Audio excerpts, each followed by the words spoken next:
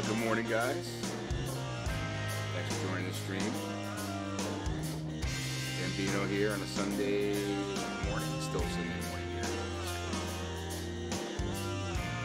I appreciate you guys checking out the stream. It's been a while since I've streamed. A couple of weeks, actually, and I do have an explanation for that. But in any event, I have a flight plan today in our Eastern network from Cape May up to Old Bridge, New Jersey, where Raceway Park is. It's a drag strip in Old Bridge. Pretty famous drag strip in the Englishtown area. And then head back. It's 85 miles there, 85 miles back in the Diamond DA-62 6-passenger VRA Aviation plane that you see right there, the red one. We're at the VRA Aviation hangar at Cape May, which is our hub in the east, and beautiful design by M9 Air. You see the hangar in the back there. We'll check out this airport a little bit. He has a new version of this up on the org, Explain org, if you want to check that out. And add it to your custom scenery. So yeah, so pretty psyched about today. It's been a very hectic couple of weeks for me. Main thing is I got a new job, which is I love it. It's a fantastic job. Love the company, love what I'm doing compared to what I was doing. So I feel like I have a re-energized spirit. And I've been having to focus most of my time on that, obviously. You know, cranking up a new job and stuff. So yeah, thanks a lot, Megaphone. I appreciate that. I appreciate that. Yeah, Rendezvous. It's a beautiful livery. Thank you. Well, I think it's beautiful, and have some good compliments on it. You can get this on Explain.org if you want to check it out. So, but just go to our website and you can find out how to find this livery. But yeah, so I'm really psyched on the new gig. It's awesome. But anyway, I'm going to get to a flight here. I'm going to do the full gamut here. We're going to do planning, and we're using SkyVector, and then we're going to do startup. Sapper, how you doing? I do love this plane. It's become my new go-to plane.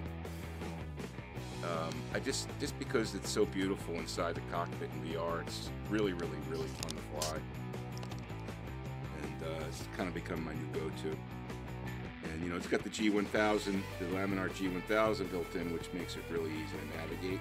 So I would say that if you're new to FSEconomy, you know, you start with the 172, which is free with X-Plane if you're an X-Plane flight sim user. And I believe that your next plane should be this one, because it's, you know, it gets you 6 passengers, super fast. It sips the gas. Goes pretty high and far, and you can make good money with it on short flights. So it's a really cool plane for FSEconomy. Anyway, that said, let me get the music off here, and we're going to get to the flight planning. And once I get that done, we're going to get to, you know, status update on VR Aviation, stuff like that. So we'll get all to all that. So also got a new monitor. I got a 14.4 monitor for my main monitor, which is really sweet, and so that's making things a little bit easier. But in any event, let me see if I could switch to that monitor. Actually, what I want to do is, let me pull up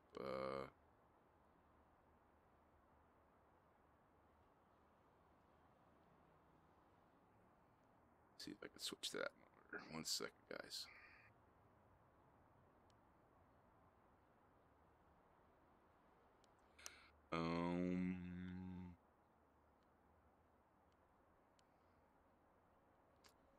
One second. Let me see if I can pull that guy up here.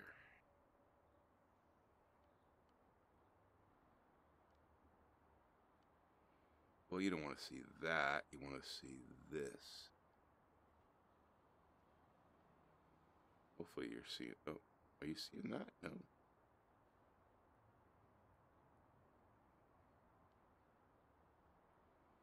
Well, for some reason, it won't let me bring up the monitor. Oh, well. All right, let me do, let's do this. Hold on. Go to Chrome. All right, cool. All right, so let me get my shit together here. All right, so let's get to Sky Vector. So here's our plan. We're going to go from Cape May. We got 6 passengers in Cape May, and we're going to head from Cape May up to Old Bridge.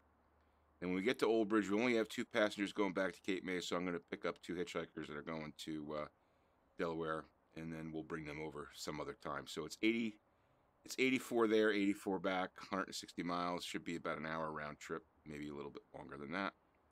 I got 40 gallons in gas. Do I have 40 gallons in gas? 60 gallons in gas. I added a little gas. So let's get a Sky Vector here. What we're going to do is, let me clear this out. And we're going to go KWWD. Sorry. And then we'll go to 3 and 6. All right, so that's going to be our first leg. So what I like to do is go in here and set our GPS approach. So we're lined up with the runway. It's going to be Tykes, I think. No, not Tykes. Actually, if you actually line up this magenta line with the runway, you're usually pretty good. Yeah, it's Arian. There you go. It's kind of a terrible name for a GPS thing. And then what I do is I'll do 3 and 6 here. And then we'll type in the home airport where we're going back after the second leg, and you can see we've got two lines here. So we want to get the right one. So it's this guy here. And what we'll do is we'll come over the ocean here a little bit, coming this way. Wiser, let's go in here and see what that looks like.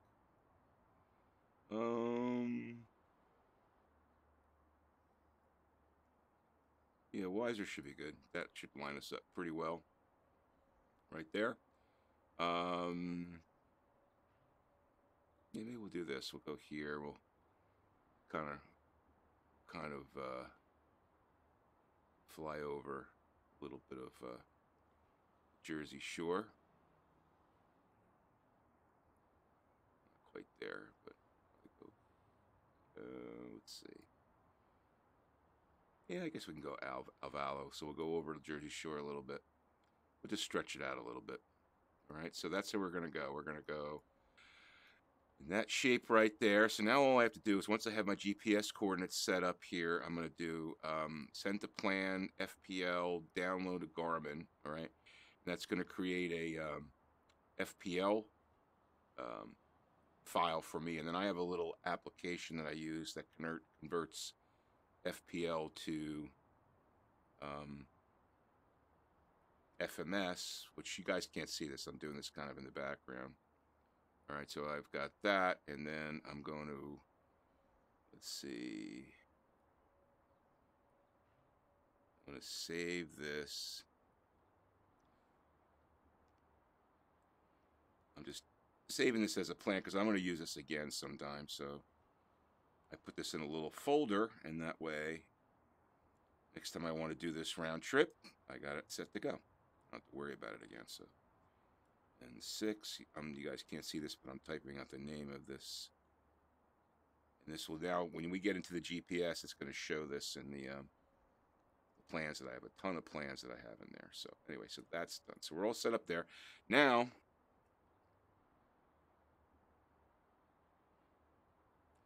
check out Little Map does all of this in one. Oh, yeah, I've been meaning to do that. I just haven't had the time. Yeah, I will check out Little Map. If it saves me time, that's fine. I mean, I'm so used to using Sky Vector, maybe Little Map is better. So I'll make sure. When I get the time, I'll definitely check that out. So now if you look in the upper left-hand corner, I'm going to enter these coordinates into ForeFlight. So I tap there, and now I'm going to do KWWD. I'm going to go to air. There you go. That's our approach, and then we're going to go to 3 and 6. That's our landing, and then we're going to go to V-A-L-O, Avelo. And we've got Wisur, W-I-S-U-R. And then we're KWWD. So then we're back.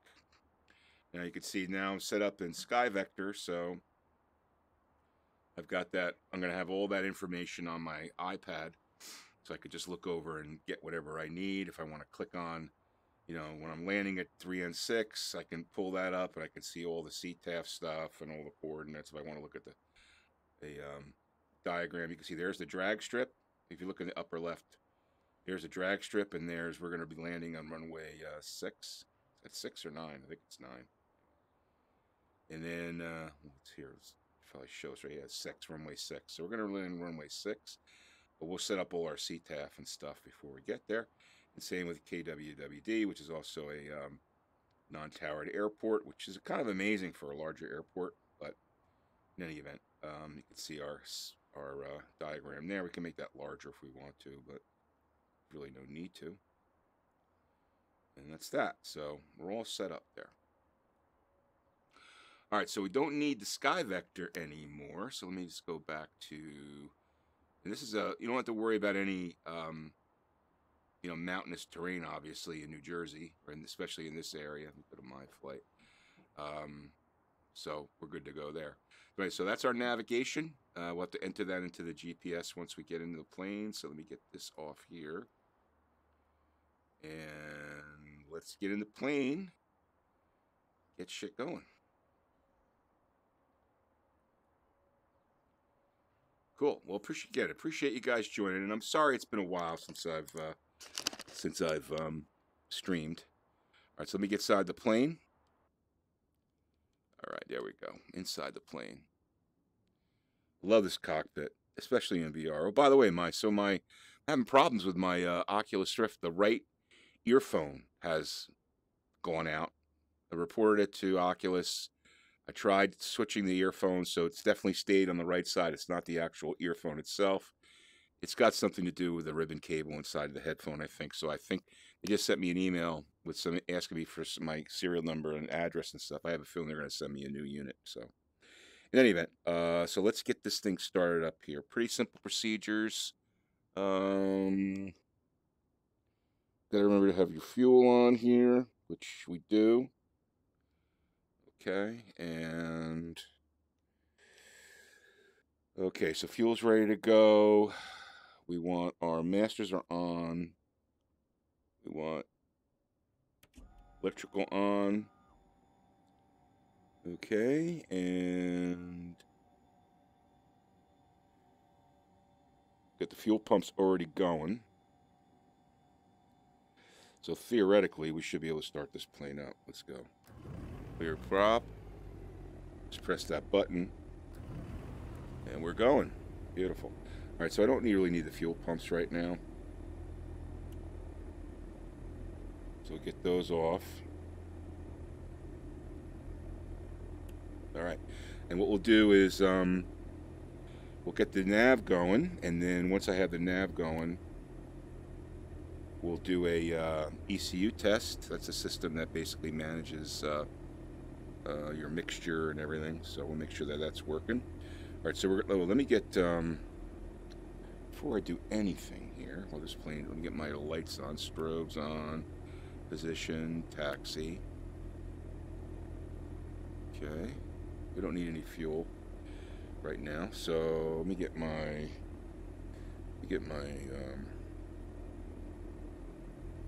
Move VR going here. Move VR is a great plugin. And so I do is do this, and then I go to, I'm going to say it's this one here. Best quality, move to VR. Boom, there's my chat window. I can close this. I love Move VR. Move VR is awesome. All right, so let's get that. M9, how you doing? I gave you a shout out before you joined. We're at your beautiful scenery. This is the most up-to-date one for KWWD. So let me put this guy right there. That's a great place for it. All right, so let's get our navigation going here. So we're going to go FPL We'll go menu, and we're going to clear this out. Delete flight plan. Then we just turn to the right, and there's all my stored flight plans. So I click that cursor, and now I can just scroll down. Unfortunately, I got to scroll down all the way down to the KWWD, which is at the bottom. You can see I got tons of flight plans in here, and I use them all because, you know, these are flights that these are FSEconomy flights that I use a lot, you know. All right. Yeah. So let's get down. There's Tampa. I do a lot of flying in Tampa area. We have a plane there. All right, there we go. So we're going to go back up to here, and that's the flight plan I put in there. Oops. KWWD 3N6 KWWD. So that's our round trip.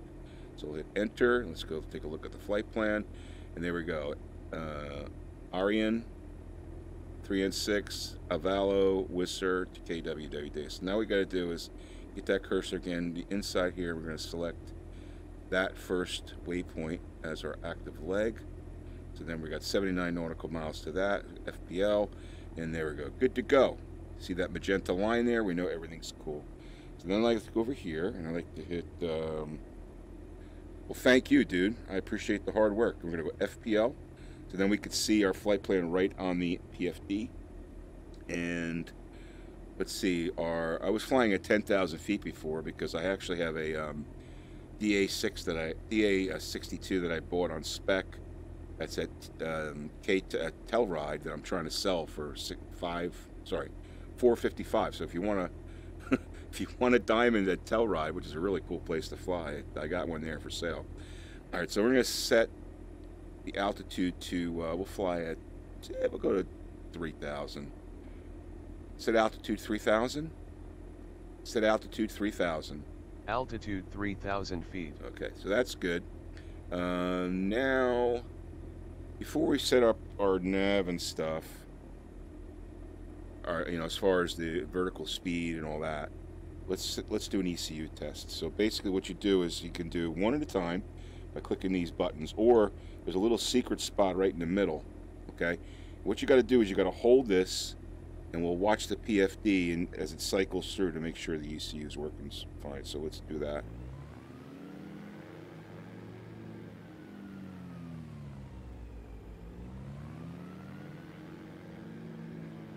I just realized I got to turn my alternators on. All right, so that's good. Let me get my alternators on though. Beautiful. So alternators are good to go. Let's just check that ECU one more time.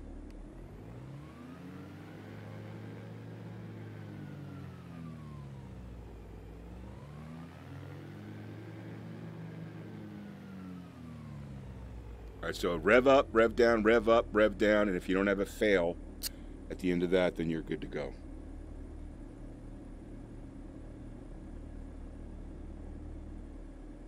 Yeah, it's on the it's on. Oh, you want to buy it? Cool. It's on. Thank you, Sapper. It's on the yeah, it's a public sale on FSEconomy if you want to go. That's awesome. I appreciate that. It's a good price. I mean, it's right in line. I'm not trying to make a lot of money on it. In fact, I think I bought it for right around what I'm selling it for. So it's not like I'm, you know, I was gonna, at the time when I bought it, like you could buy one cheap and sell it for like $5 something, but that changed because they flooded the market with diamond DA-62. So it's, you know, $445 has been, it's a pretty good price. $455. Yeah, I love this plane. So it's right there at Tellride. I was actually thinking about keeping it, but if you want to buy it, it's there for sale. All right, cool. So ECU's good. Again, let me keep this over here. This is a good place for chat right there, because I don't really have to think about it. Cool. Thanks, dude. Appreciate that. All right. So we're all good there as far as the plane's ready to go, aside from fuel, which I think we're going to have 60 gallons. So the next thing I like to do here is, before we take off, I like to set up everything on my nav. So I'm going to go nav. So that's good. It's just flight director right now. The autopilot's not on. And I'm going to go vertical speed, and I like to climb at 700 feet per minute in this plane. It gets you up pretty quick. So now we're all set. This plane is ready to go. All right, we got our GPS in, and we got our engine checked out. We're all ready. All right, cool. So let's get that. We're going to taxi over to the right here. Oh, I know what we didn't do. We didn't check out our. Didn't set up the communication. Setcom 1 122.7. Com 1 already set to 122.7. Setcom 2 118.275. Com 2 already set to 118.275. All right, so we're set there. So let's see if we can get Cape Mako weather. Wind calm, visibility more than 10. Sky clear, temperature 14, dew point -15. Altimeter 2992. All right, so we're good there. All right, so let's we'll do a call for taxi, and then we'll taxi over to that to our. Let's see, we're going to be taking off on runway 01. Runway 01. Be simple. Sapper, thanks for buying that plane, man. Appreciate that. All right. Cape May traffic, Diamond 328 Delta Alpha. We are taxiing from VRA Aviation to runway 01, Cape May. All right. Good to go. All right, let's get FSEconomy loaded up. Important step. Make sure we got all our people. Let's see. Go to here. And you guys can't see this. It's all behind the scenes stuff. Going into X-Plane. Megaphone, thanks for the subscription, man. Appreciate that. Really do appreciate the subscription, dude. Thanks. Logging into FSEconomy, starting that flight. Always appreciate the support, man. Thank you. And we should be good to go as far as the people. Yep, I'm showing. You can see here. I'm showing en route on the 6 people that are going to. What do you call it? Where are we going? Old Bridge. So we got 2 poker rounders, poker players, a couple baseball scouts, and a couple people going there for a beer festival. So got a decent crowd there. Hopefully the beer fest people aren't too wasted. That won't cause any trouble. All right, so seats buckled. We're going to be taxiing here. 20. Are you from Canada, dude? Are you from Canada?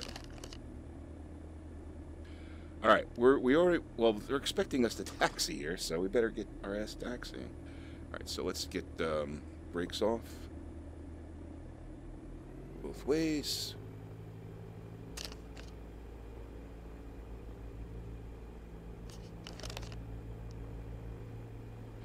Oh, look at that. There's our PC-12 right there.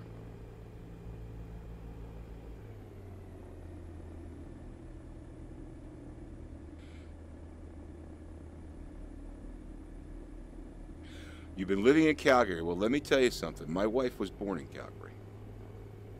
I don't know if you knew that or not. My wife was born in Calgary.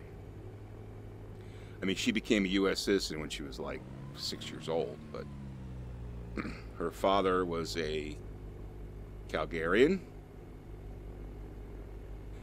and you know, the Bow and the Elbow River. I know the Bow and Bow Falls. I've been to Bow Falls, and I've been to many places. I love Calgary. It's a great city. Reminds me a lot of Denver. Oh, we got Coast Guard there. Oh, nice pad. Nice helicopter pads, M9. Those are new, man. They're kind of elevated. Look awesome. Oh, the museum. And yeah, so we got an air museum here as well at this airport that M9 did. You got to check out the scenery. It's awesome. He really did a nice job on it. No, she didn't marry me when I was 6, dude. When she was 6. Yeah, I don't think so. All right, we're going to taxi here.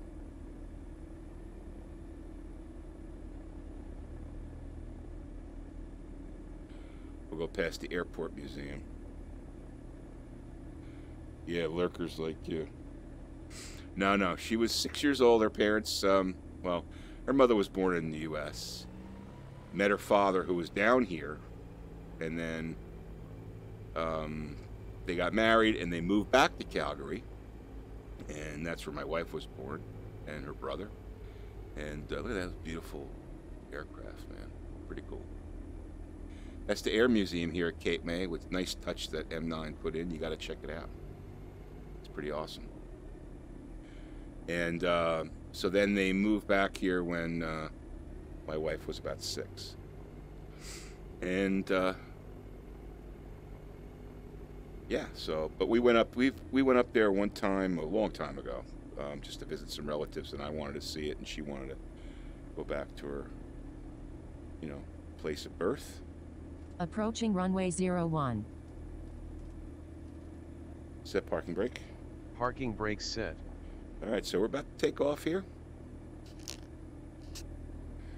Everything is in line. Last check here. Let's go. Let's just go outside. Check our ailerons. Check our elevators. Check our rudder.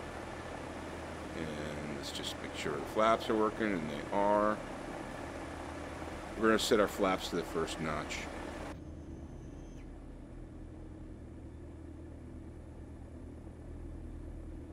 You almost got refused entry to Canada, and Calgary Customs for being jerks since they were... Oh yeah, they want to know, when you go to Canada now, they want to know that you're just going there temporary. They don't want you, because their biggest concern is like you're taking away Canadian jobs. I used to work for a Canadian company. I used to go up to Canada like twice a month. And it was fine back then, but now they've gotten a little stricter. All right, so let's give our call here and take off. Where's this is runway 01. Cape May traffic, Diamond 328 Delta Alpha. We are departing runway 01 to the north, departing at 3,000 feet, Cape May. All right, good, here we go. Approaching runway 01. No planes Entered coming in. runway 01. Now I was thinking, like, 4,900 feet remaining. what we could do is, if you guys are on Pilot Edge, maybe next time we do one of these, we can have like just a... I'll just be on Pilot Edge, and if anybody wants to join, we could just do like an impromptu group flight or something like that. Let's get our plane lined up, our little plane on this big-ass runway. Alright, maybe what we'll do is, before we pick up the GPS, we'll do a little circle around the airport so you could check out M9's handiwork, and then we'll take off. We got clearance. Take those engines up to about 85%. Release those brakes, and we're off.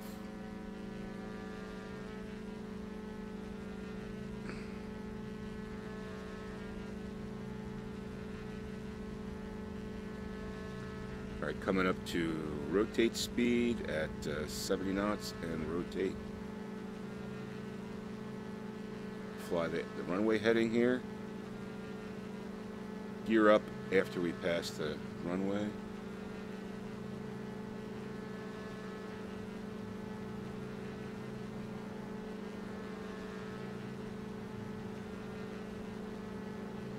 Gear up. Flaps up.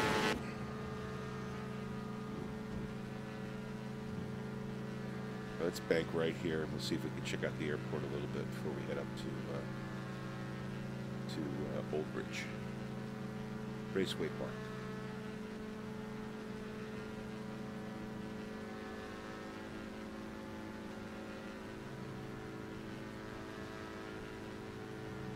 Here's the airport. Just want to show you guys the beautiful job that M9 did on this airport, man. It's awesome. So if you fly here, if you're part of VR Aviation and you're flying at Cape May, you want to go to the org and you want to download this airport. You need the VR Aviation library, which has like the hangar and stuff. What's really cool is that hangar lights up at night. So look at the work he did here. In particular, the touch I really like, and we're going over it now, is that airport museum. That's pretty awesome. Or the Aviation Museum. You see the VRA name right there? And there's the airport museum right there. Great little airport. Well, I should say big airport. All right, cool. Let's get back on our GPS here. We can actually... I'm going to turn on autopilot. And that'll get us up to where we want to be, 3,000, and get us on our proper heading here.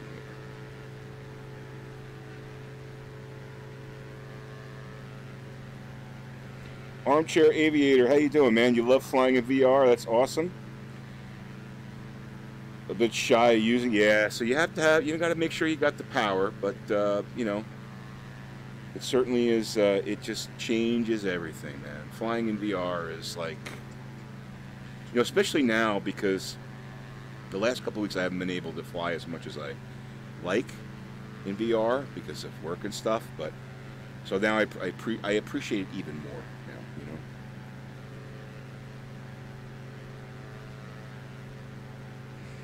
No, you did a wonderful job, M9. You really did.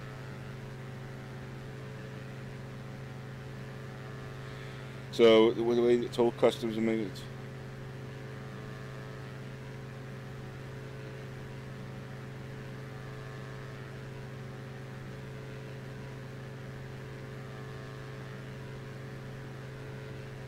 Oh, you have some big changes coming in real life flying, so...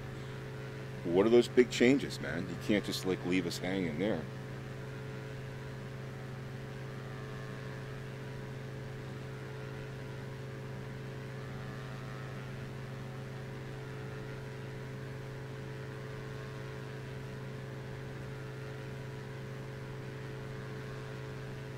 You're a frame whore. I could get away with it. Yeah, you know what the thing about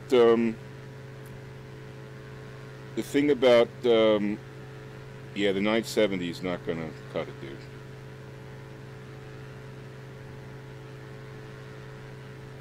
I mean, if you're running at 4.6, you should be okay because you gotta remember X-plane is, well, let's see, X-plane is single-threaded, but VR obviously isn't. So you really want to have a multi-threaded CPU, but a 970 just is not gonna cut it. You want to be at least a 1070, and I would say a 1080. I have a 1080 Ti, and I think you want to be at least there. But you want to be multi-threaded on your. I think the 4790K is a 2-core. Is it 2-core? You know, 4-core is better. You know, because you know, X-plane is so CPU centric. But yeah. So, but on the GPU side, you really have to. You really got to think about. Higher than a 970.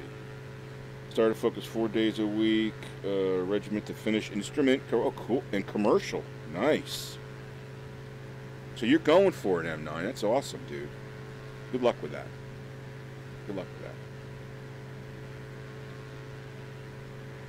It's awesome. And CFI. Well, maybe someday you could be my trainer.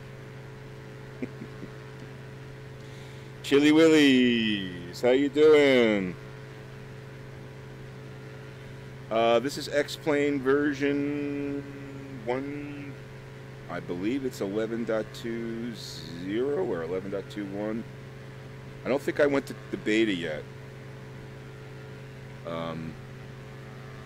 But yeah, it's very smooth. I'm pretty happy with it. Can I see what version it is? Let me see.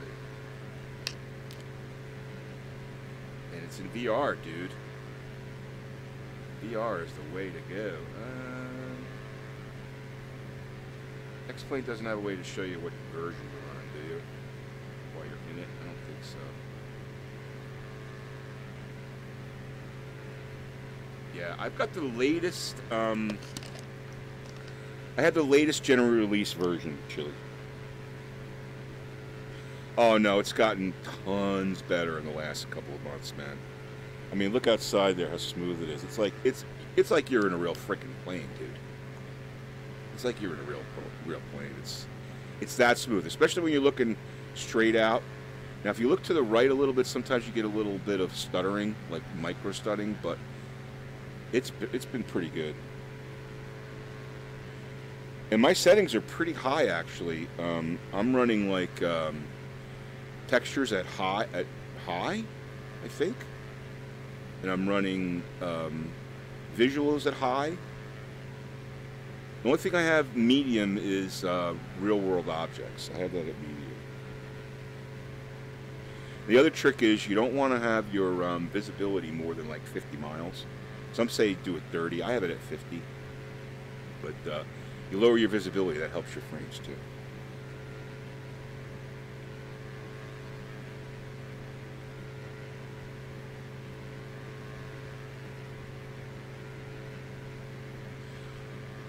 Huh. Let's see here.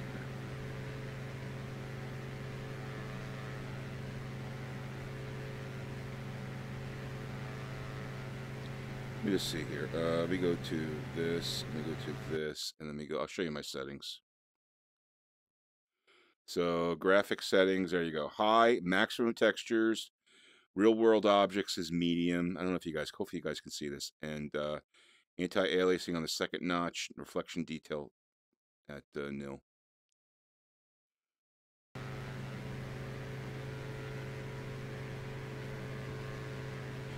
Oh, there's nothing like VR flying, dude.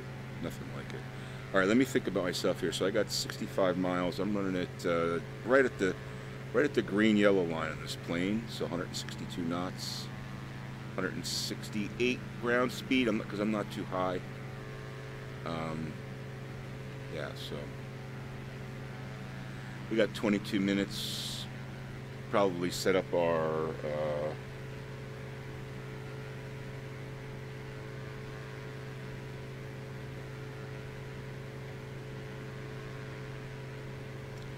Ooh, my battery's low. My touch controller. All right, I'm going to fix that. Hopefully I won't run out of battery this session. But in any event, yeah, so it's very, very smooth, Chili. I highly recommend getting yourself an Oculus Rift. I prefer Oculus Rift because it's more comfortable. And trying out VR. It's, as long as you got powerful enough computer, you'll be just fine and explain it. It's just awesome, especially with ortho. It's awesome with ortho. All right, so we got 21 minutes. Let me just set my radio and stuff up for approach here. So we're going to go to, if you look at the upper left, I got 4-flight going there. So we're going to go to SETCOM 123.075. COM 1 set to 123.075. Okay, so we're set up there, and we don't have any ATIS information there coming into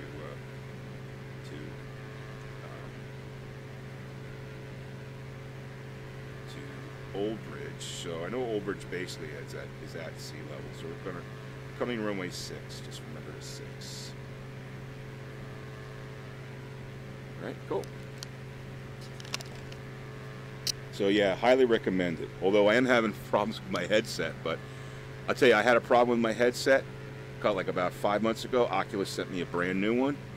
I'm having problems with my headset now with the headphones, and they've just asked me for my address and information, so I have a feeling they're going to send me a new one. Oculus support has been awesome. And I hear that Vive support isn't as good. So to me, when you buy like a leading edge tech like VR, you want to make sure you've got good support. And I cannot say enough about Oculus support. It's been awesome.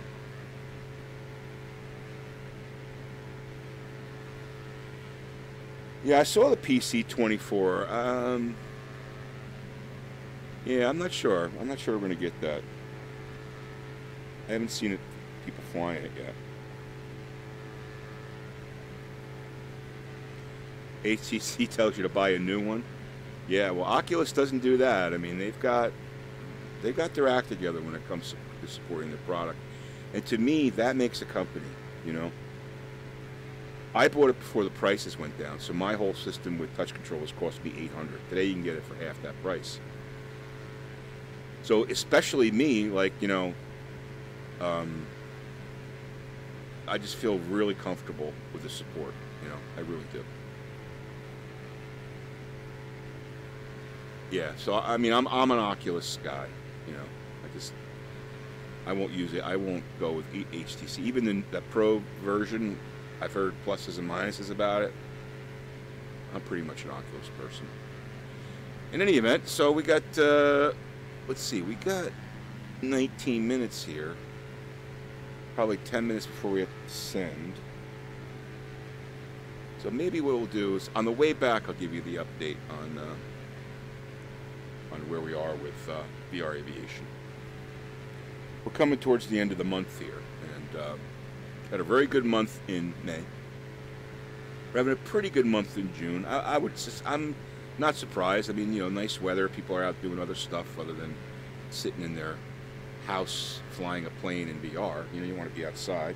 But in any event, we're doing okay for June, and we'll just keep it going. Getting some new members here and there, and we haven't really built out the networks anymore. I think the networks are okay the way they are. I think we all kind of agree on that. Myself, Mike, and Sapper, and the rest of the folks that are in the group. Unless we come across something that's really super interesting, we're just in a mode of like, let's accumulate cash, maybe buy a plane, all our debts paid off. You know, I think maybe the next step for us would probably be like another 3-lotter in either the east or the west to start to maybe reduce our spokes a little bit, because right now we got a lot of spokes. We have a lot of spokes going into one, you know, 3-lotter, at least in the east.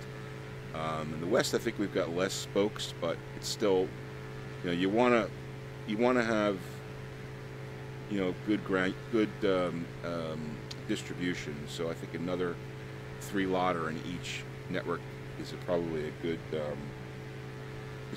a good choice.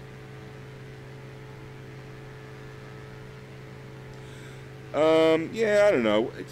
I'm not sure about more planes or not. I mean, we've got a lot of planes. No one's really squawking about planes. Maybe, you know, we've got a diamond in the east, a diamond in the west. When I buy a plane, I usually lease it to the group. You know, so, you know, we're doing okay there. I was thinking about maybe buying an Eclipse now that it's VR supported, but then I got turned off because you can't access the nav system with touch control. You got to use the mouse, the VR mouse, and I don't like the VR mouse. I think the VR mouse is like distracting. So I don't know. I'm not sure everyone would get the use out of the Eclipse, but anyway, yeah. So that's just what I'm thinking. Beautiful day here in New Jersey. All right, so did anybody go to Expo in Vegas a couple weeks ago? Didn't seem to have the same buzz as it did last year. Maybe because I wasn't as tuned into it, because I was kind of like occupied with real life stuff. But anybody here go to Expo?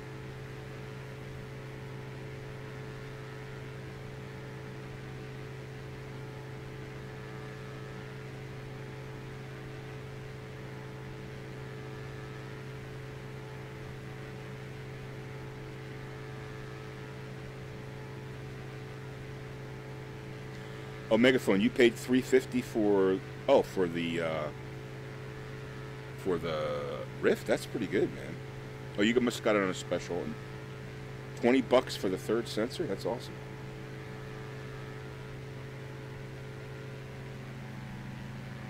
All right, so we got 15 minutes. Let's check outside here. See the VR Aviation Diamond.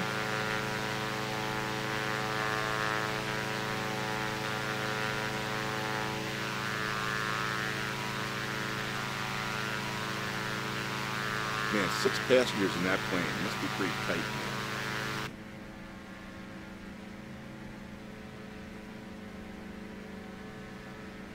man. Expo was good. Cool.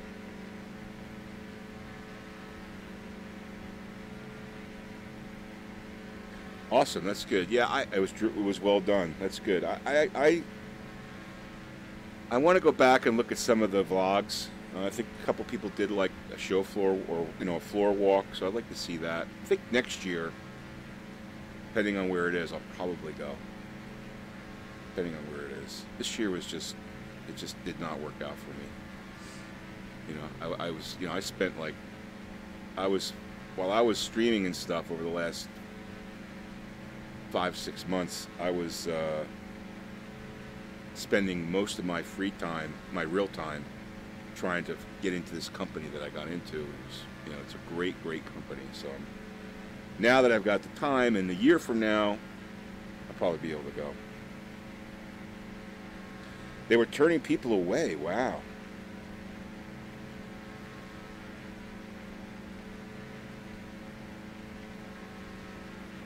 Oh, cool. Is that on your YouTube channel, Chili? You had 700 viewers watching. That's awesome, dude. You have those streams on your YouTube channel or just on your Twitch channel? So I'd like to check those out. Okay. So you don't upload to YouTube? Twitch on demand. All right, I'll check it out. Thank you. That's cool. I want to check that out.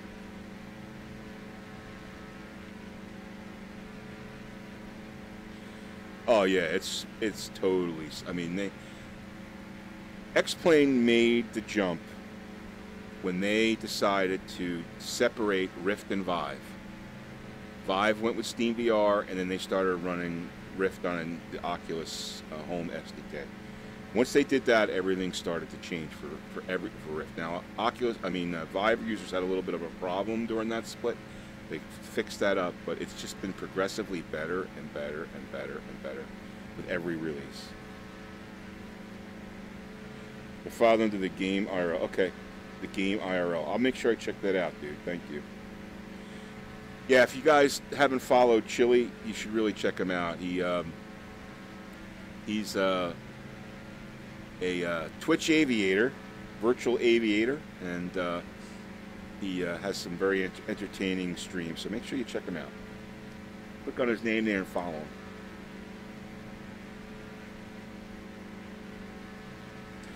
Yeah, he streams P3D and X-Plane, right, Chili? I think you do. Yeah, it was when we all first started this around Christmas time, when Native VR first came out. It was pretty bad. I mean, we wanted it to be really good, but it wasn't great. You're welcome, dude. No problem.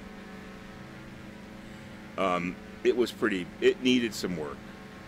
But now I would absolutely say it's as good. Maybe DCS is a little better, but X-Plane is almost there. X-Plane VR is almost there. And you guys know, I mean, most of the people in this stream are VR flyers. You guys know, like, once you fly in VR, man, you can't go back. Especially landing.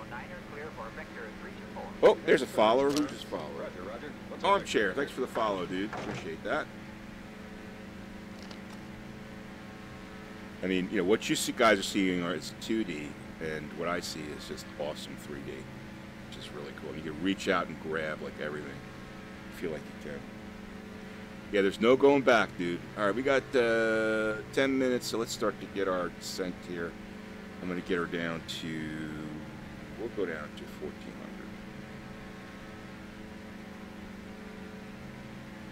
So a vertical speed, and we'll go down 300 feet per minute. We don't have to go down too fast. Don't want everybody getting seasick or motion sickness, so keep it nice and mellow on the down.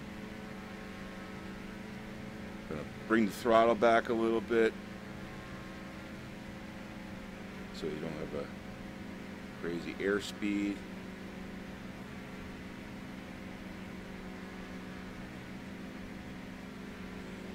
You know, I gotta tell you, and I actually like,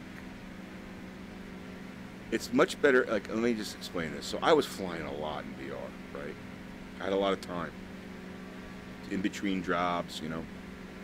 Had a lot of time.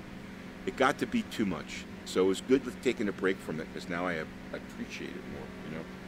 So this, like, I'm really enjoying this. Like, it's like one of the more enjoyable flights that I've done in a long time. I think playing through the beta helped a lot of the get your VR legs. Yeah.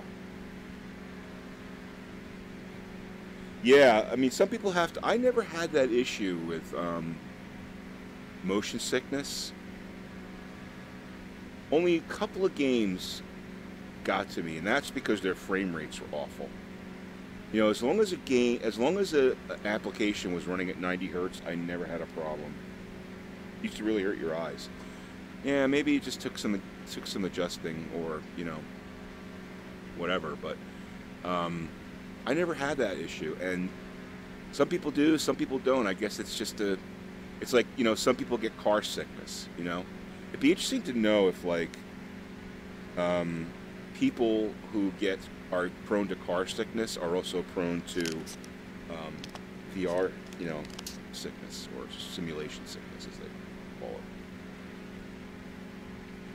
it. Armchair. This is a Rift. I'm using Oculus Rift CV1. You know, the thing about Elite Dangerous is you've got six degrees of freedom, right? Well, you have that here too, but the game is played that way because you're in space. You're spinning around and you're moving all different ways, right? Because you're in 0G. So that could be, you know, you got to get used to that. You got to get used to that. Like there was one game that I have, it's a space game, I can't remember the name of it, it's kind of like Elite Dangerous. It's that same feeling, like when you start spinning around, you know, you got to like catch yourself. Even if I do barrel rolls, like sometimes I'll do a barrel roll in X-Plane, that kind of gets to me a little bit, you know.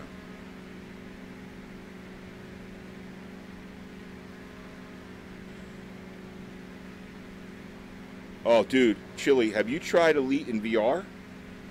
Because Elite in VR is supposedly unbelievable. Now, you got to be able to handle it because, like I said, but it's supposed to be all unbelievable. The last question, what program or app are you using to bring chat window into... Okay, this is an X-Plane plugin called Move VR.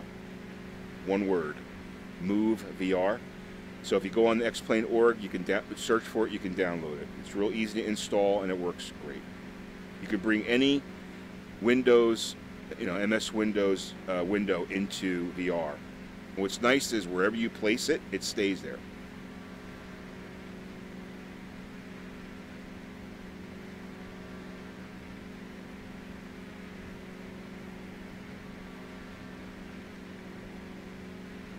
Cool. Well, if you didn't get motion sickness in DCS, you should be fine in Elite. Just remember, Elite, you're going to be spinning around, right? So you want to take it easy, take it slow, get yourself used to that, you know. All right, so we're slowly coming to 14,000. How far are we out? At 15 miles, we'll give a call into Old Bridge. Let them know. We're going to be south of the airport right now. We're actually 22 miles away. So, yeah, 20 miles, we'll give them a call. 20 miles because I add up the 5.1 plus 16 or 17 there, so 22. Yeah, Move VR is awesome. It's a great little app, and it takes up like no frames. So I know, Armchair, you're a frame dude, so I want to tell you this, that I was a frame person, like constantly, oh, what's my frame rate? What's our frame rate? I turned that shit off. I don't worry about frame rate anymore. If the experience is pleasant, I'm cool. I don't want to like think about, like I'm done now that we're out of like the tweaking.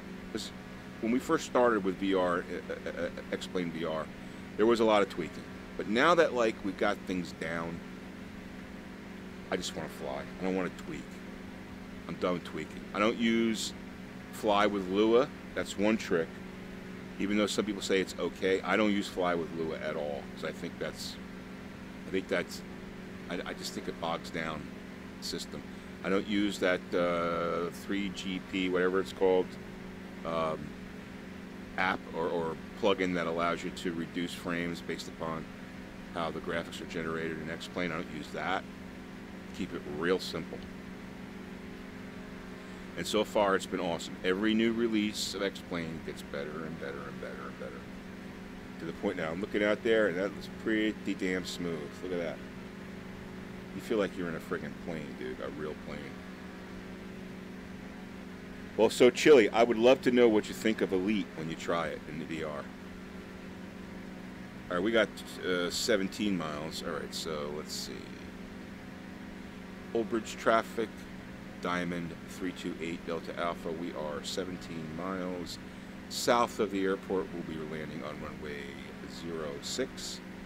Full stop landing, straight in approach, Old Bridge.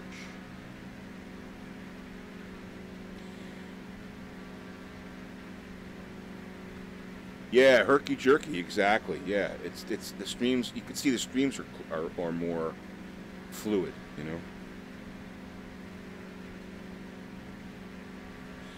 Yeah, I'd love to know because I've been thinking about getting Elite. Now I'll have to get like new controllers and stuff. Yeah. Getting 14.4 FPS lock, just turning the... Oh, okay, yeah.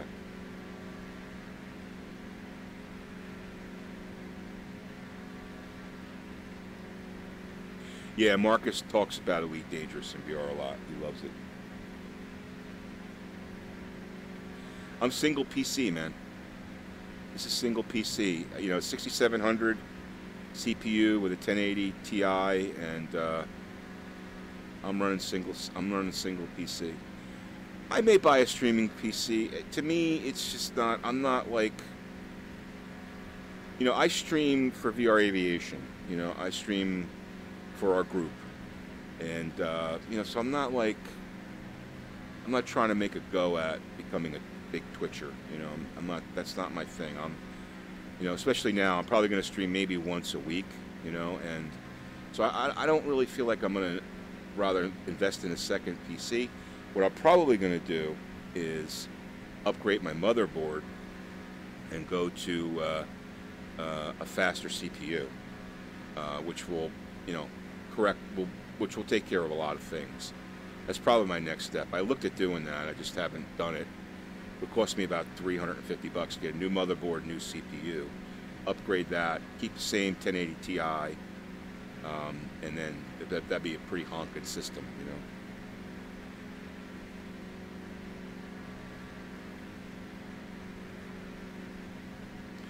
Yeah, it's pretty good, and like I said, if I upgrade the CPU, that will help things. I think as X-Plane implements Vulkan and starts to get outside of single threading, that'll help things.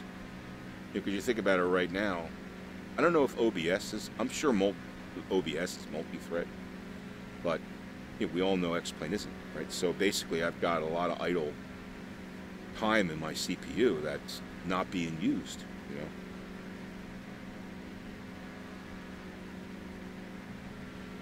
Try to move your stream into VR for a test. Oh, you're trying to move my stream to VR. I see. Yeah, oh, with Move VR. Yeah, you can watch the stream in VR. Now, the thing about Move VR is when you're watching video, the clarity isn't as good as the same as you're going to get like in Dash. Because Dash's window import has better quality. But Dash's window import is a little flaky because it's it's beta, right? All right, let me make sure I'm doing okay here. I'm going to make my turn here in a second here. So we got 7 miles. I'll announce it 5 miles. Getting away yapping here.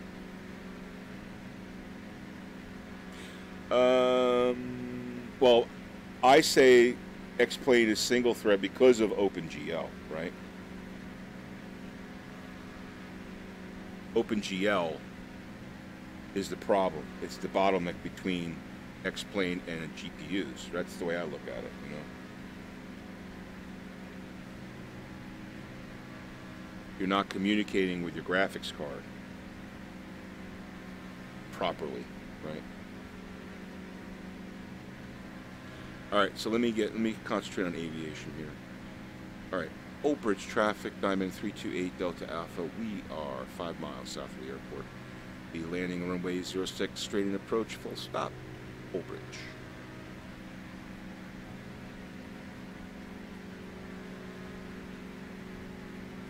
Well, thanks for correcting me on that. Yeah. So, but it's the communication, right?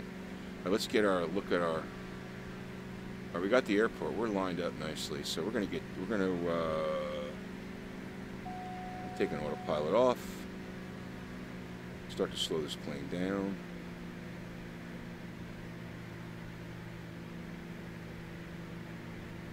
Now the one thing when you come into Old Bridge is it's weird. Like an X-plane, sorry, FSEconomy. If you roll too far on this runway to the north, it thinks you're at a different airport. It's like a sea, you know, like a sea airport where seaplanes would land. It's really weird. So you have to like make sure you don't go too far, otherwise FSEconomy doesn't recognize you. I'm going a little faster. You get the first notch of flaps, and we're gonna get the get my gear down. Plane's slowing up here. You can see the drag strip right there. Let me just go in there. Go. 500. All right, we're at 100 knots.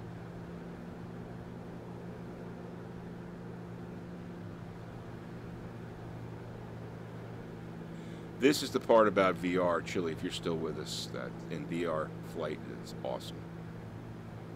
Well, since you've tried DCS, you know. I'm not telling you anything you don't know. All right, so we're at 95, second notch of flaps. All right, make sure that trim is set up a little bit. Keep that nose up. We got going to 89. I want to be 80 over the fence and then land it pretty much like a SR-20. Flare it and drop the throttle down.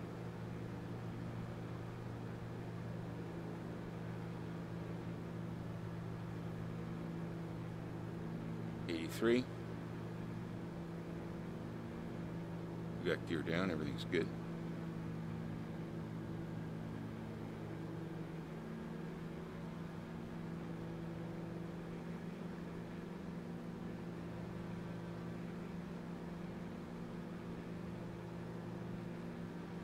Flare it, drop.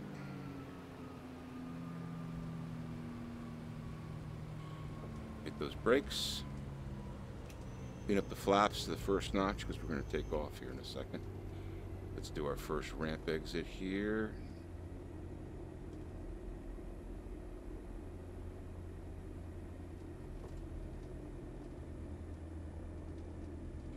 Old Bridge traffic, Diamond 328 Tango Delta, or Delta Alpha. We are clearly active, taxiing to runway 06 for departure. Old Bridge. All right, nice landing. We got some nice planes here. Yeah, we have a nice, not custom, like stock scenery and X-plane at Old Bridge. Over there is, to the right, is the Raceway Park. Let me get on the line here. Well, actually, I should be over here, shouldn't I? I think. I don't know which one's right. Just get on one of them. All right, so let's just stop it right here, and we'll let these people off. Got 6 people to let off. Set parking brake. Parking brake set. All right, beautiful. So let me get that off, and let's get the FSEconomy. I'm doing this in X-plane. Finish flight. Then if I go to Chrome here, and I hit my refresh. Right, those passengers are gone, and now I'm departing with, I just want to make sure I don't have any more. Okay, so I'm departing with 6 people. I've got 50 gallons of gas, which is plenty. Take a look at the log for the last trip here. So about 4K in, and we had a distance bonus, so we had to pay that off. We'll get that back when we get back. So we only made about $1,000 for VR Aviation. Right now we're paying 50% to pilots. That's our pilot fee, 50%. So, but we'll get this all back, and we'll have to make a nice chunk when we get back to our home. So let me get to my flight, and I'm going to start flight again. And you'll see these turn to en route. which they are. Beautiful. Good. All right, so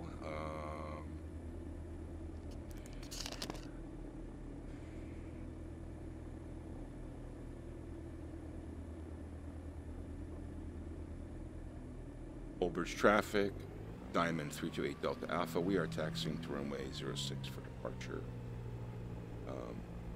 Old Bridge. All right.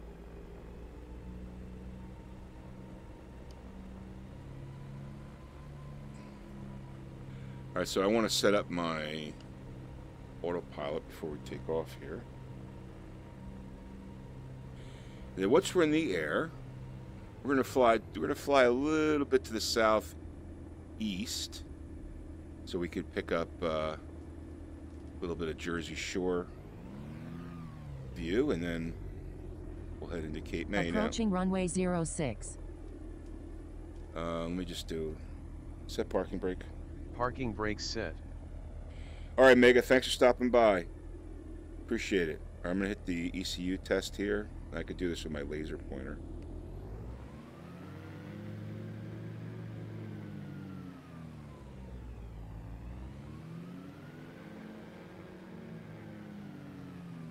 All right, we're good to go. No failure. Beautiful. Oh, I'm going to have to change that battery after this. Hopefully it'll last. All right, so Old Bridge traffic, Diamond 328 Delta Alpha. We are departing runway 06. We are departing to 3,000 feet to the south. Old Bridge. All right, so let's set this at 3,000.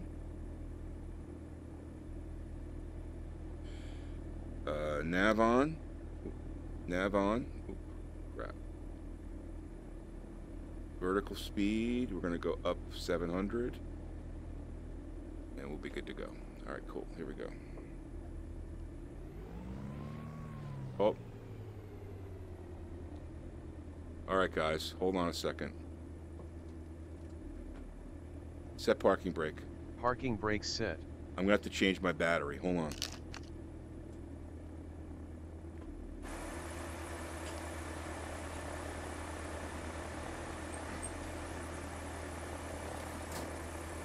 I can't have a critical error like that while I'm flying. Give me 1 second here and change my battery. So you got my Oculus Touch. It's really pain in the ass. I hate trying to get these things off, although I'm getting better at it because it's kind of like magnetic, and you have to hold here and you gotta push. Like, it's really weird the way you do it.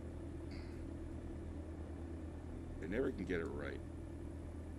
There you go. So you like a push, and it's like magnetic. Like you push down and go like that, and then it comes off. All right, so there's my battery.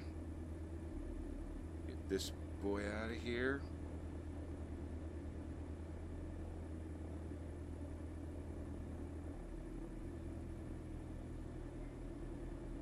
I know, critical error. It's low on battery.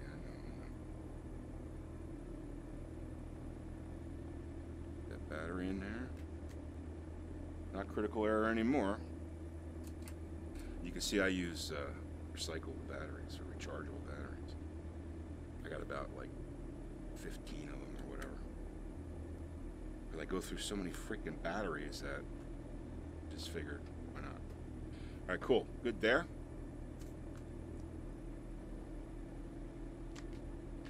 Changing the batteries.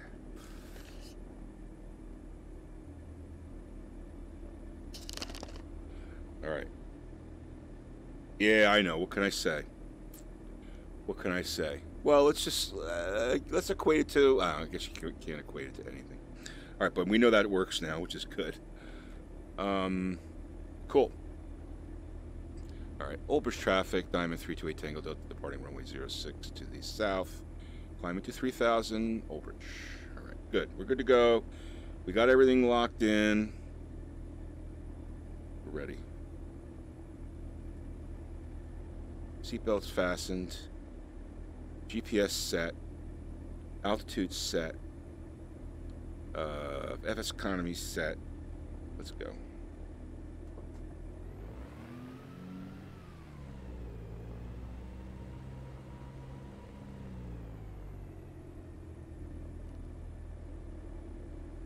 And one trick I will tell you, or tip, I will give you is that X-Plane 11 in VR runs much better when you minimize the X-Plane 11 window. You got to make sure you do that. You pick up like 5 frames per second when you do that, which can make a difference. All right, here we go.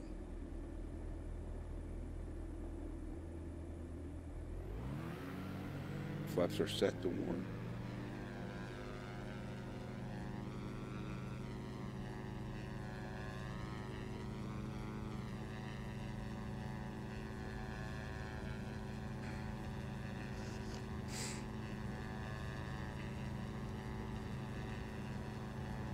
All right, and rotate.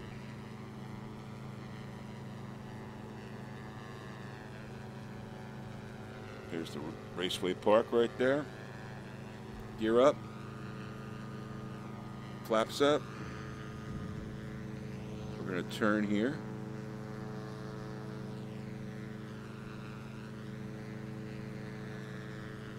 Yeah, I know, immersion ruined, that's true, but what can I do? Can't fly without it with a dead battery.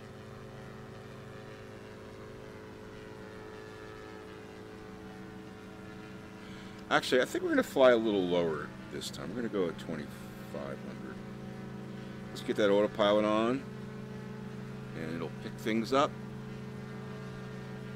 Get us flying down towards the Jersey Shore. In the meantime, let me just make sure we get to comfortable flight here.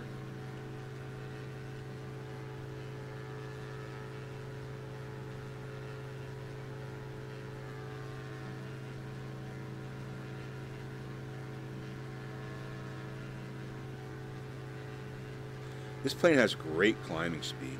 I mean, I'm climbing 700 feet per minute, and I've got the throttle at 81%, and I'm still gaining airspeed. This plane is a great plane. These are, my understanding, someone told me that these are Mercedes engines in this plane, in real life.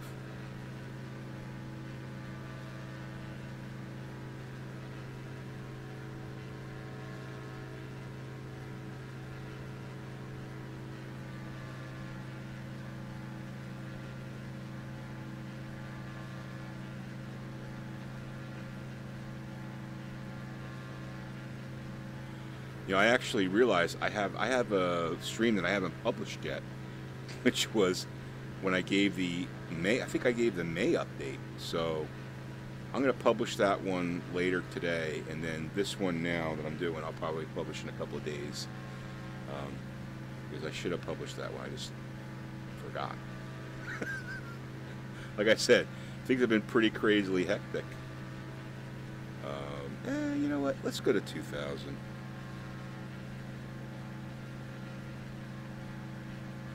We'll go to 2,000.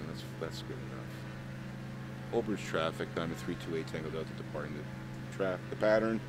At 2,000 feet, last call, overage. Hope I said Delta Alpha, not Tango Delta. Tango Delta is my SR-20.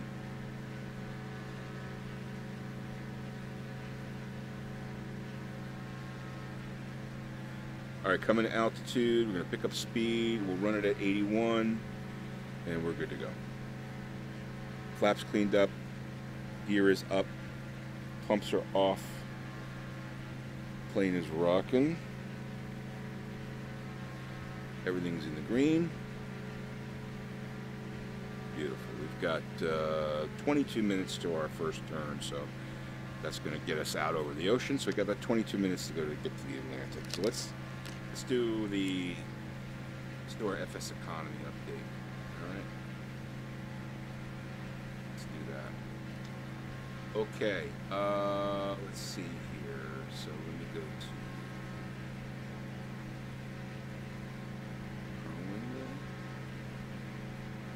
Alright, so what we're going to do is, let me go to banking first. So right now, Sapper bought my plane, so I've got 500K now, which is nice. Anyway, so VR Aviation, what happened there?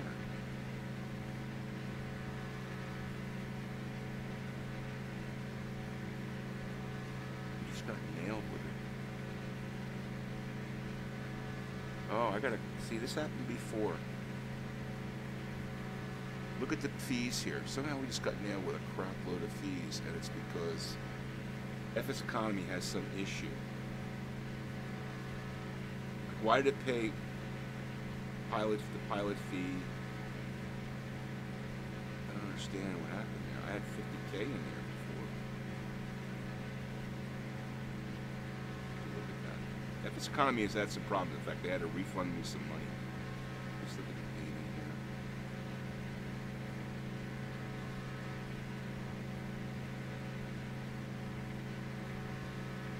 You see pilot fee,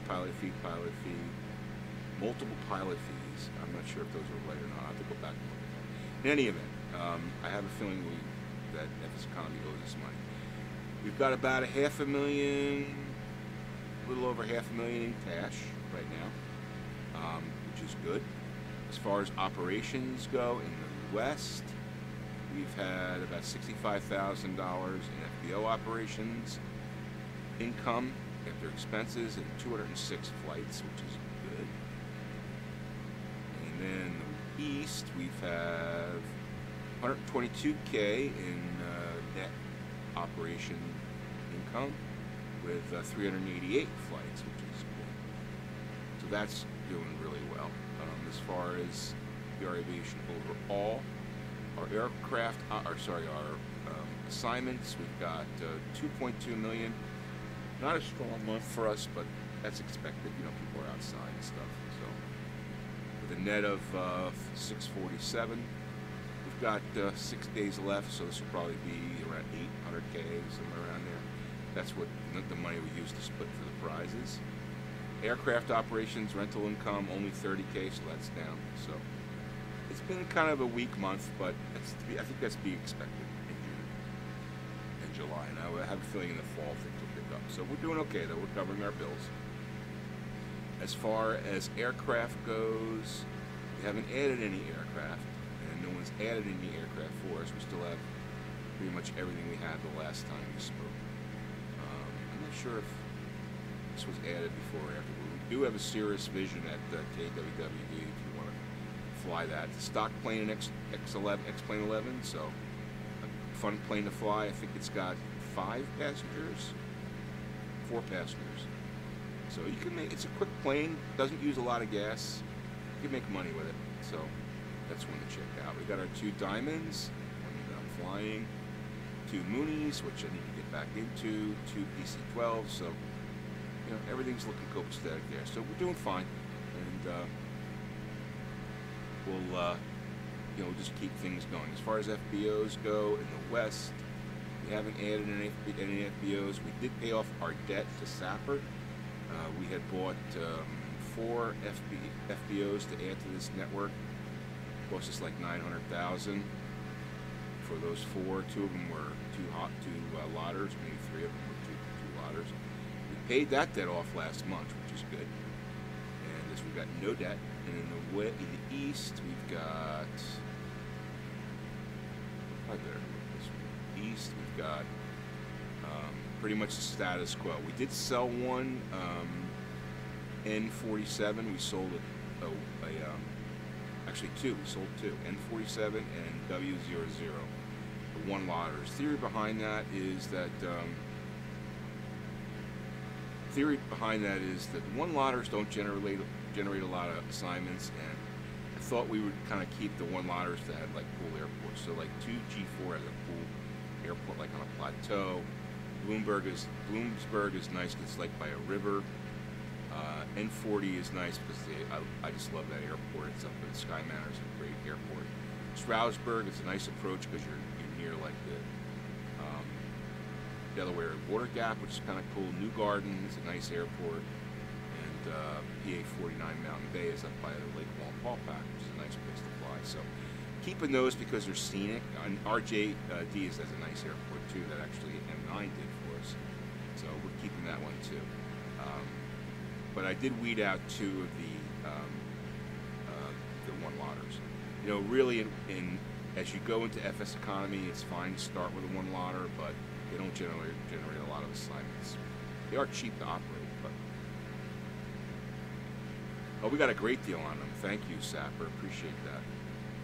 But yeah, so debt's all paid off, and now we're just accumulating cash for the next big thing. You know, And so far so good, but I gotta figure out why this went down. I gotta figure out why that was down, because I had it at 50K. Let me just look at the payment logs here. So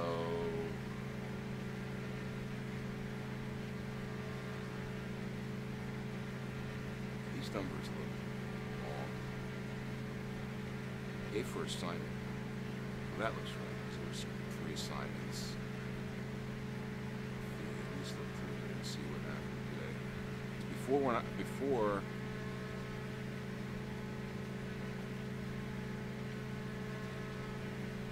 maybe I transferred it without knowing. I might have just transferred it. Yeah, I think I transferred. Oh, I know what I did. I transferred it and made it 10,000. That's what it was. All right, that's what it was. I like to keep it at 50,000. That's fine. All right, cool. So so that's where we are as far as VR Aviation. If you haven't checked out our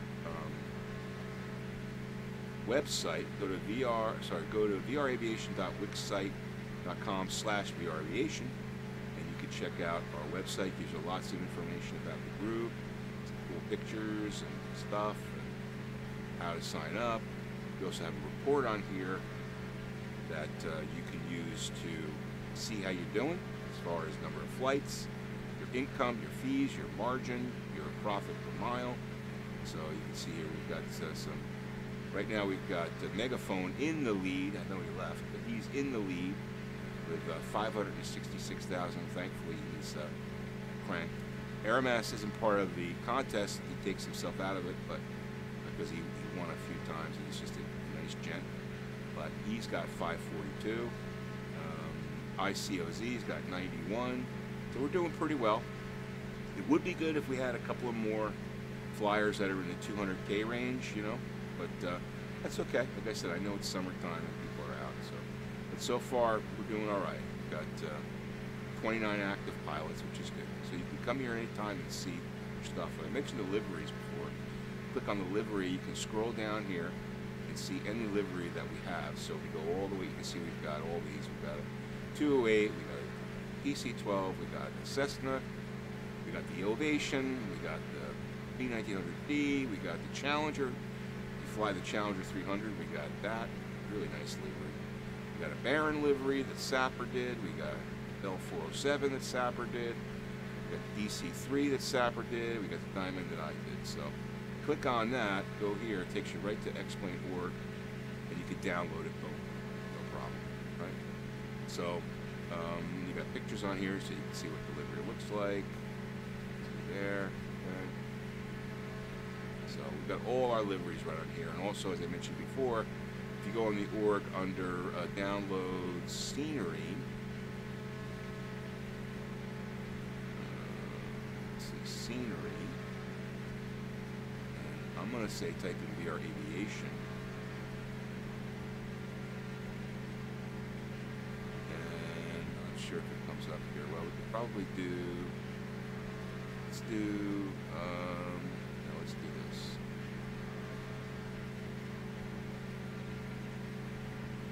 Let's do WWD. WWD. Oops, crap. Let me just do that.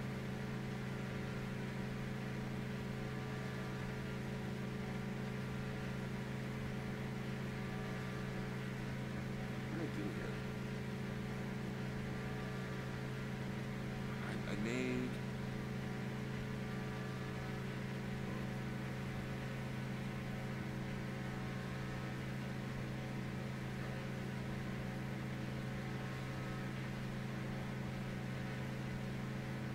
Oh, I just screwed Chrome. Sorry, dudes. Hold on.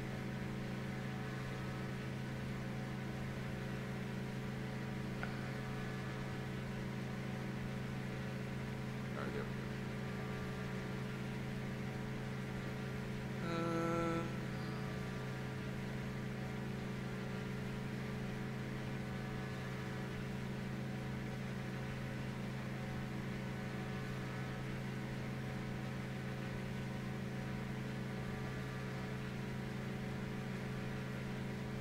One second here, guys.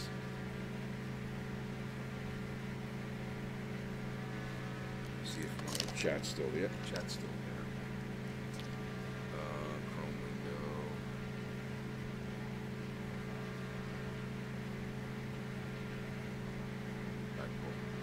All right. Anyway, so VR Aviation.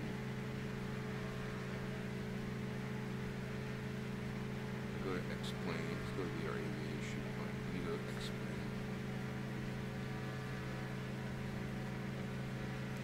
Yeah, it does kind of blow. So if we go to, well, I have the link here. Right there.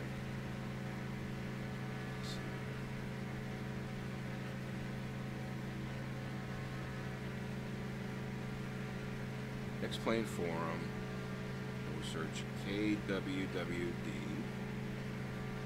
Hopefully, there we go. M9 Aviations, 320 downloads, dude. That's awesome. I think I gave you a like already. But yeah, that's awesome, man. Nice place, great job, another fantastic airport. He really did a fantastic job in this. Becoming a master. 320 downloads. That's awesome. But yeah, so you go here. I'll put the link here if you want to get it. It's our hub in the east. Make sure you check that out. Right. Let's get back to this. I'm going to go to my flight. And that's where we are as far as the VR Aviation. So let's get back in that plane.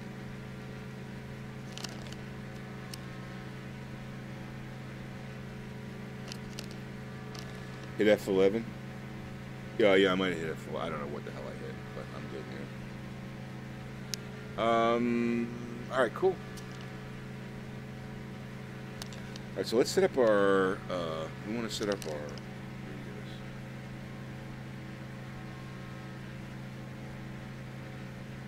Sitcom 1 122.7.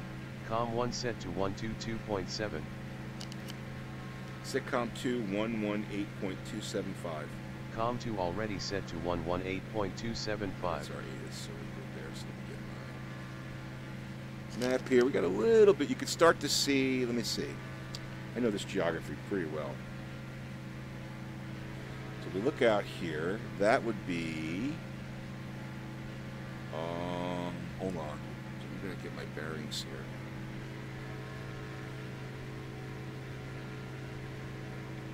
We're down by the Barnegat Bay, I'm pretty sure. Let me just take a look at where we are here. Yeah, so that's Aviation. So that's Long Beach Island. Right over there, that's Long Beach Island. You can see it's a Long Beach Island. All right? So if you're familiar with New Jersey, that's Long Beach Island right out there.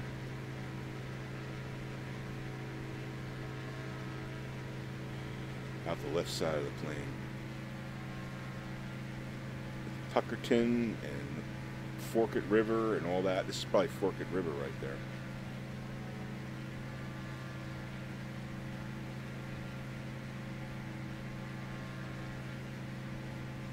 Oh, okay, I'm going back to B2. So it's based on the Mercedes engine, but company appears to be manufactured by Austro Engine, an Austrian company. Subsidiary of Diamond. Okay, but it's based on the Mercedes. Okay. Well, I think flies like a dream. At least in X-Plane VR it does. All right, so how are we doing here? We got 17 miles to our first waypoint. Now I could actually bring. I gotta move VR plugins. Go to Move VR, and then I could do this, and I could close this guy up. Air server, best quality, move the VR. Okay, let me close this. This is my. Put that right there and there.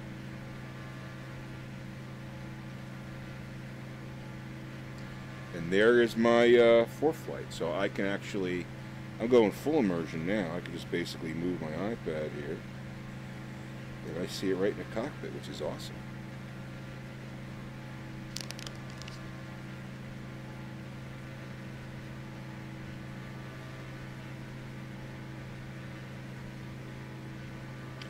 So not named by the same person who named Greenland/Iceland. I must be behind what you're referencing, dude.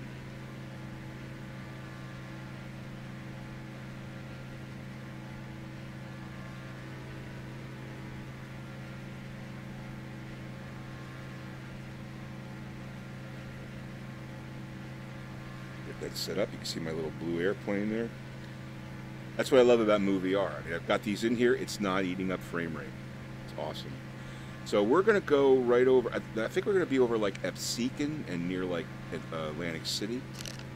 Just look here. Ocean City, New Jersey. Yeah. It's a little hard to see. Yeah, so we're going to pass, Atlantic City's going to be on our left as we hit that waypoint, Alva waypoint.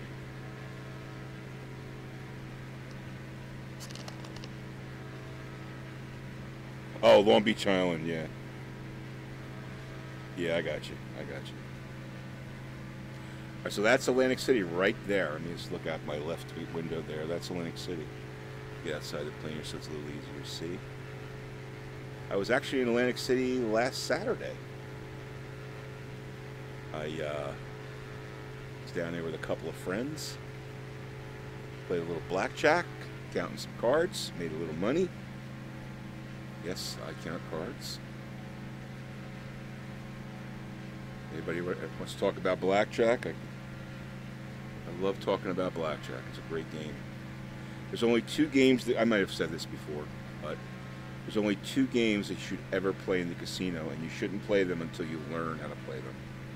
One is blackjack, and the other one is Texas Hold'em. Because those are the only 2 games where you can have an edge. Every other game in that casino, over time you will lose your money. Every single one of them is designed for the house, except blackjack and Texas Hold'em, or any form of poker, but in particular Texas Hold'em. Blackjack, because blackjack is purely mathematical. There's a thing for blackjack called basic strategy. You can look it up. Do a search on blackjack basic strategy. It was developed by a guy named Julius Braun, who worked at IBM in 1958 or 59. And he wrote this simulation software for blackjack on the computers of that age, which were, you know, think about it, they were like massive computers that had the same power, less power than your smartphone. And he ran 1 billion hands of blackjack to calculate what the optimal plays were, you know, player's hand versus the dealer's hand. So, you know, like, you know, 16 versus a 6, right? Or when you've got a 11 versus a 5, right? So all these combinations, and he came up with what's known as basic strategy. If you go to a casino, any shop in a casino will have a little card that you can get. See down there, there's Atlantic City right there. That you can get that has a basic strategy chart, and if you follow that chart to perfection, you will have a 0.05 disadvantage. Okay, so basically you're even. You're 50% with the house. Over time you will break even playing basic strategy. Now, if you happen to catch it on a good swing, when you have a really good deck and there's a, you know, you get good cards, you can make money, but you're never going to lose money over time when you're playing perfect basic strategy. So once you learn basic strategy, and you should never sit down at a blackjack table unless you know it, okay? And there's books on it. If you want to learn it, there's ways to practice it. There's software you can get to help you practice it. But you should never sit down at a table in blackjack unless you're playing basic strategy. And you should never play blackjack online, because all the online casino blackjack games shuffle the deck between every single hand. You don't want that. You want deck shuffled and play through as much deep into the deck as you can. Okay? Although basic strategy with a shuffle deck is fine, but it's better to have a, certainly when you're counting cards, you don't want to shuffle deck every hand, right? So anyway, so basic strategy, you learn that. Then once you learn basic strategy, then you learn how to count cards. Okay, when you learn how to count cards, It's very interesting. So I'm sure a lot of people are into math. So what you do is you assign each card a value. So here's how it works. 2 through 6 is a +1. Okay? 7, 8, and 9 is 0. And 10, any 10 or ace is a -1. And a 10 is a 10, a king, a jack, a queen. Right? So that's how you count. And what you do is as you go through the deck of cards, you count the cards, and if you have a low count, a negative count, that means there's a lot of smaller cards left in the deck, and you don't want that, right? You don't want, because those are cards that can't make you money. You want 20s, you want to be able to double down on 11 and get a 10, right? So what you're looking for is a situation where the count is in the plus column. Making sure I'm okay here on time. In the plus column, so that the deck is rich with 10s and aces, and that's how you make your money. So as you're counting cards, the count tells you how much you should be betting. Positive count, you're going to be betting more, okay? Negative count, you're going to be betting less.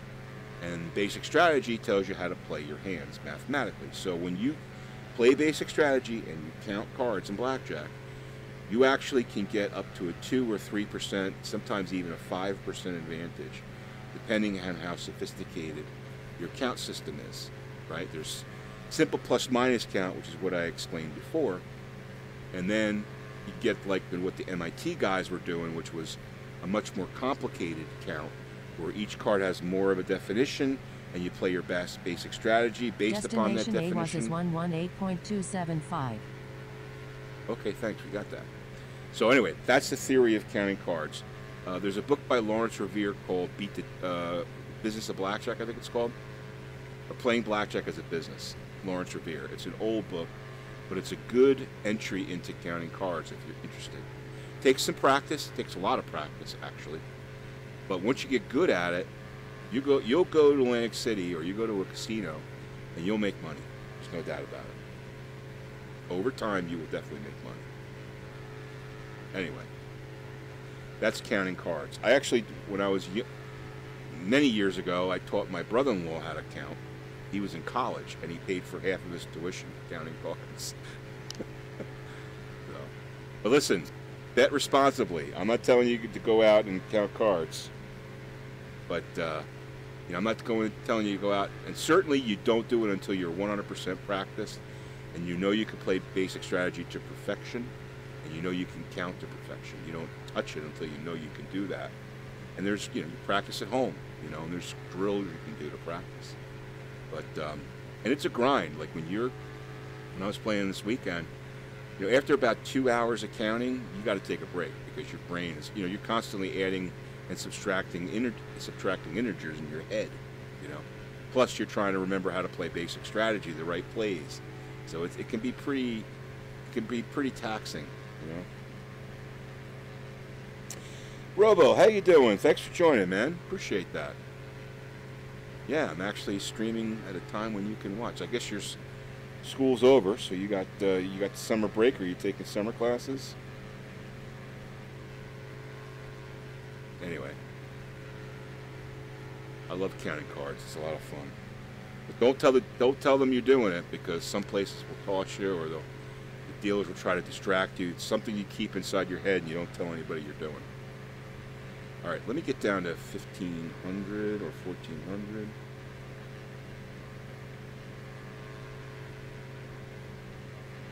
Figure out how far we are here.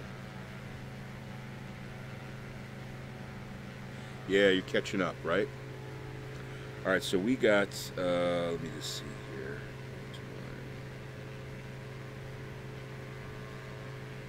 We got 14 miles. Cape May traffic, Delta, Diamond 328 Delta Alpha. We are 15 miles north of the airport. We'll be landing. Ooh, I don't know my runway. Damn it.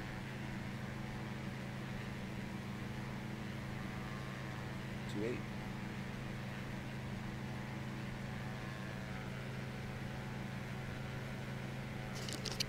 Cape May traffic, Diamond 328 Delta Alpha. We are 13 miles north of the airport. We're landing runway 28 straight in approach, full stop landing. Okay, man. That's that. Taking care of stuff around the house that you missed all semester. Yep, catching up.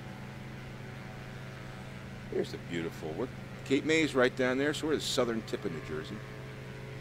Swamplands of Jersey down here. As Springsteen would say. Anyway, let's get ourselves down to, actually, let's get down to 1200. Let's get down a little faster. Start to slow that plane up.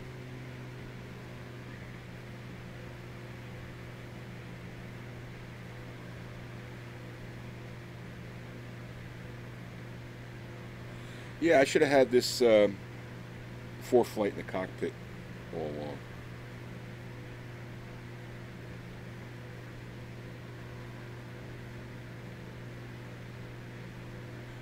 Well, now let's get a 10. Which is where we at. Cape May traffic, Diamond 328 Delta Alpha, 10 miles north of the airport at 1,500 feet. We'll be landing runway 28, straight in approach, full stop landing.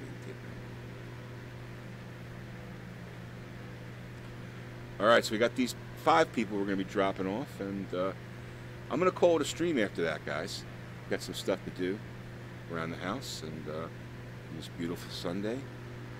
Not sure what time the Yankees are playing. Maybe it's a 1 o'clock game, not sure. I have to check that out.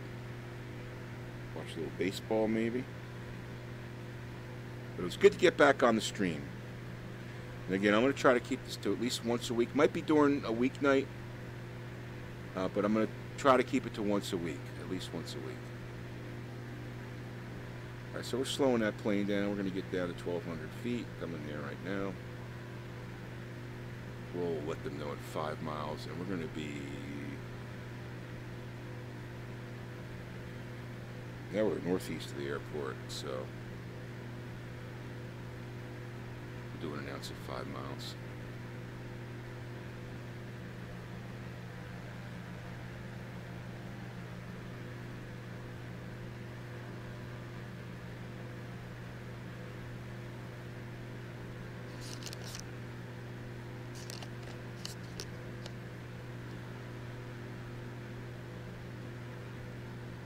Cape May traffic, Diamond 328 Delta Alpha, 5 miles northeast of the airport. We'll be running landing runway 28, straight in approach, full stop.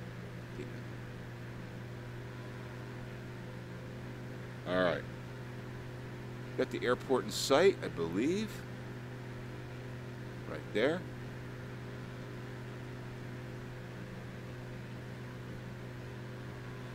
We'll wait for GPS to make our turn.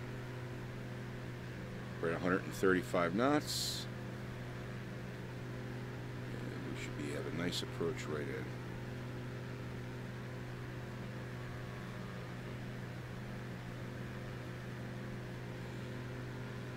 The button glitching out on the center console. I don't know. I don't see any buttons glitching out, dude. Not sure. Cape May traffic, Diamond 328 Delta Alpha on 3 mile final, runway 28, straight in approach, Cape May, full stop landing.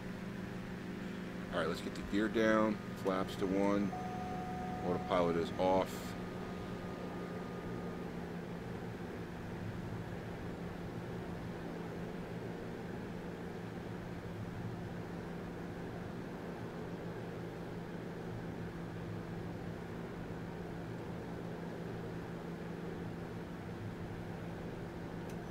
Full flaps. Okay, gear is down. Gas is good. Mixture is handled by ECU. Same with the prop. You don't have to worry about dumping this plane because ECU takes care of it as long as that's working. 500. Good. Probably should have an ECU status on the PFD though. Alright, so we got 91. We're gonna make sure that trim is, get that nose up a little bit. A nice approach here, 85. Flaps are full. Get over the fence here at 80.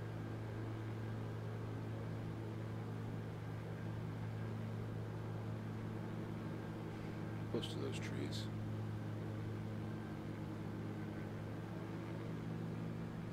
There's our 2.8.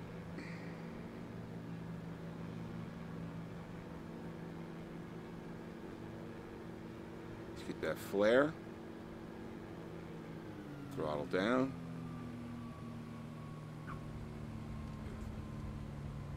Clean up those flaps. We'll take the next exit and go into our VR Aviation hangar, which is right over there. See it?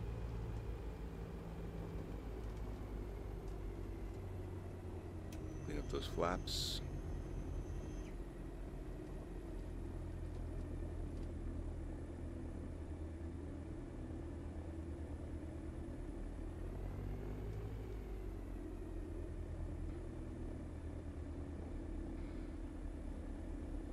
Gate made traffic, Diamond 328 Delta Alpha, clear the runway, clear the active, taxiing to VR Aviation. Last call, gate made. All right. I think we got to bring her into the hangar because we got to get her serviced. So let's do that.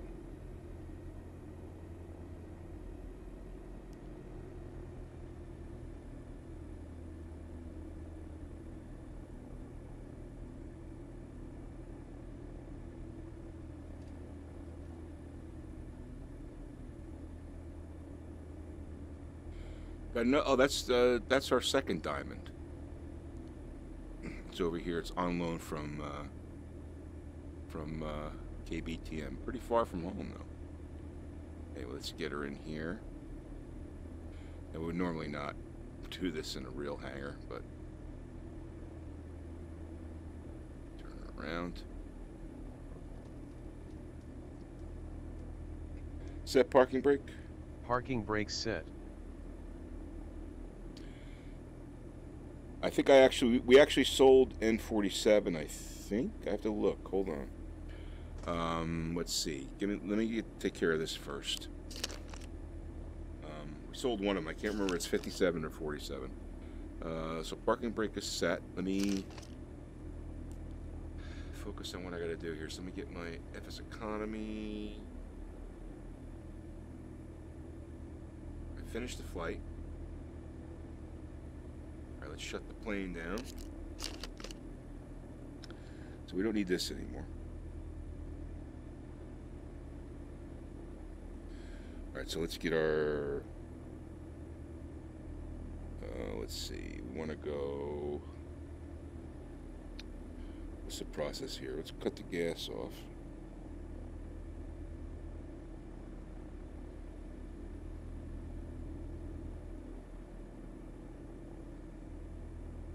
Okay, and we'll switch our masters off. Electric's off. That's off. Good to go. So you don't think you have time to finish in... Okay, let me go back here. I suspect VR is fine. Notice there's a lot of pillars. Okay.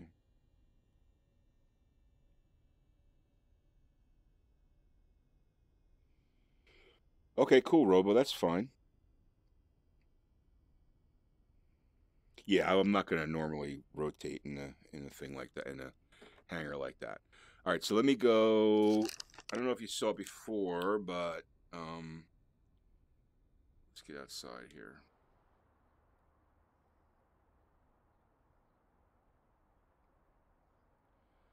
All right, so let me. I think. Give me 1 second.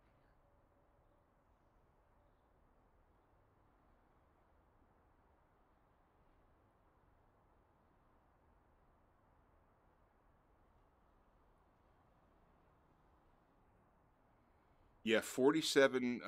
We sold that anyway, because it was a one lotter. So we got rid of. I sold 47 and I sold W00. So no worries about getting that done.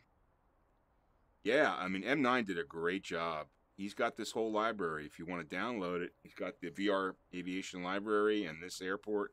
He also did RJ KRJD, which is another one he did. I think that's the two that he did.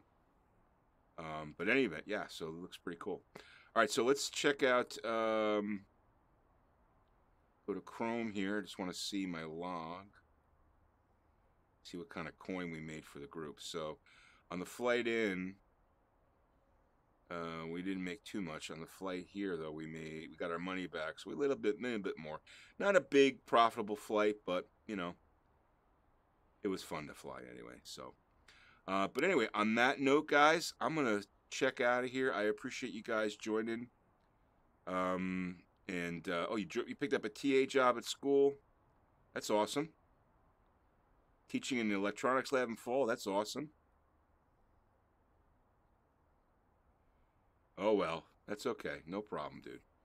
But anyway, that's going to be it for me. I appreciate everyone stopping by and contributing and et cetera, et cetera. And like I said, I'm going to shoot for at least once a week stream right now in the summertime and stuff. So, Roger, Roger. What's our vector, Victor? Sorry about that. I'm going to shoot for at least once a week and, make sure we're keeping together and keeping things going. So I do appreciate all the input and chat today. So anyway, guys, have a great Sunday and talk to you guys soon. See ya.